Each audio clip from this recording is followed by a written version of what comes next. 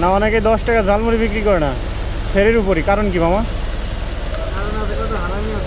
হারামি আছে, বলে যে লাভ থাকে না, বলে যে লাভ থাকে না।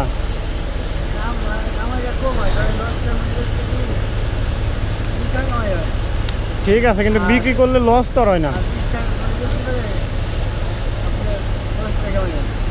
20 টাকার বিক্রি করলে 10 টাকায় লাভ হয়। হ্যাঁ, এই জন্য 10 টাকার বিক্রি করতে চাই না, খালি 20 টাকার বিক্রি করতে চাই।